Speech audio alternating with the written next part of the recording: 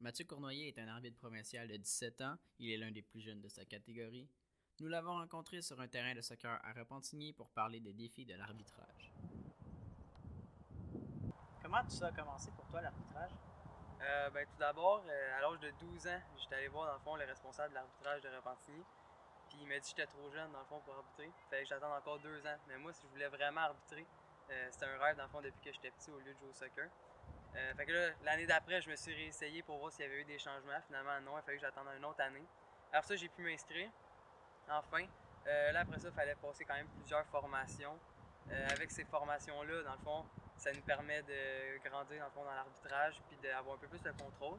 Puis après ça, là, ils t'amènent sur un soccer à 7 avec des tout petits.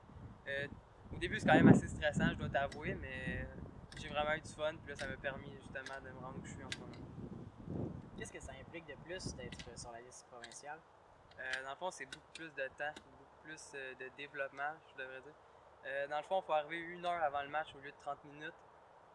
Rendu, dans le fond, avec le grade régional sur la liste provinciale, c'est encore plus, dans le fond, des feuilles de match à remplir beaucoup plus longues. Aussi, avec les coachs, il faut, dans le fond, s'assurer des chandails et tout. Des fois, on a des matchs web diffusés, donc il faut vraiment commencer à l'heure, aller faire le flip au milieu. Donc, c'est vraiment plus de gestion.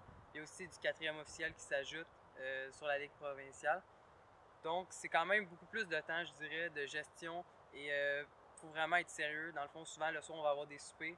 On ne peut pas décider de faire n'importe quoi. Il faut rester à notre affaire. Puis, pas trop niaiser, dans le fond, là, vraiment respecter tout le monde. Il y a plusieurs jeunes arbitres qui sont victimes d'intimidation de la part des parents, souvent. Ils se font crier des noms après. Jusqu'à où tu crois que c'est tolérable?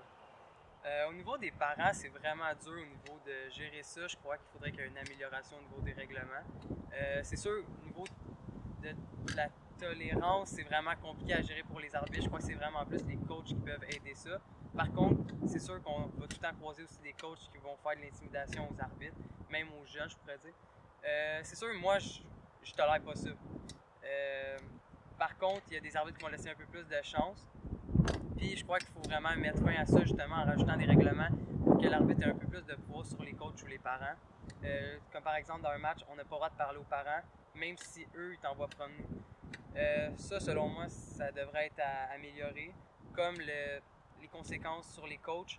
Il y a beaucoup de filles arbitres qui sont victimes de ça, de sexisme, dont l'intimidation, puis que finalement ils arrêtent d'arbitrer.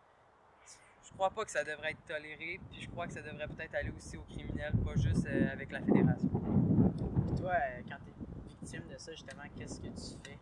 Moi, comme j'ai dit tantôt, j'ai aucune tolérance avec ça. Il n'y a pas d'avertissement avec ça. Si tu veux pas jouer au soccer, si tu veux pas coacher une équipe sérieusement, va-t'en, sors du terrain, puis on va se revoir au comité de discipline. C'est pas compliqué.